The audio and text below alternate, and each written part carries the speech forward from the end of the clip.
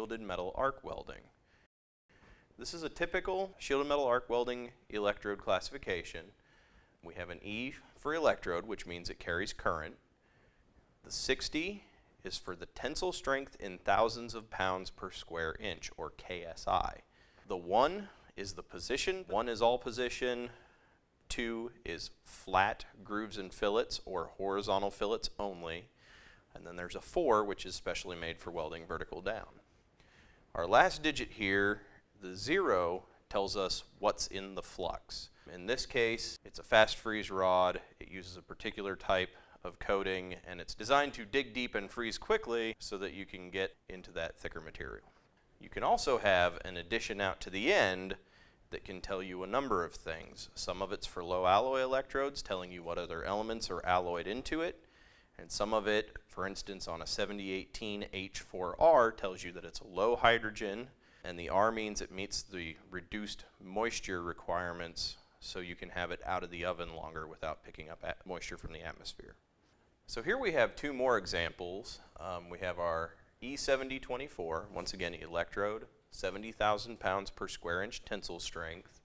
Our 2 for our position tells us flat grooves, flat fillets, and horizontal fillets. And then the 4 in this case is what kind of flux it is, but we also know, because that's a 4, that there's iron powder added, so we're going to get a real heavy weld deposit from this electrode.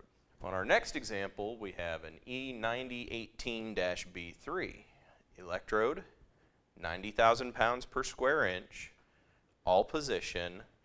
The 8 is one of 3 low hydrogens, so this rod has to be kept in an oven. And then our -B3 tells us the specifics of the alloy that that's designed to weld on. The next thing we need to look at is our F groups. Now these are designations by the American Welding Society that tell you basically how the electrode is going to act. Our F1 group is fast fill, so it's going to put a lot of material down, the puddle's going to be pretty fluid, and it's going to be difficult to impossible to use out of position. An example of that would be an E7024.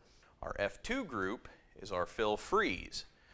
This is things like 6013. They're going to put down a decent amount of material, medium to low penetration, but they're going to be able to be used in any position.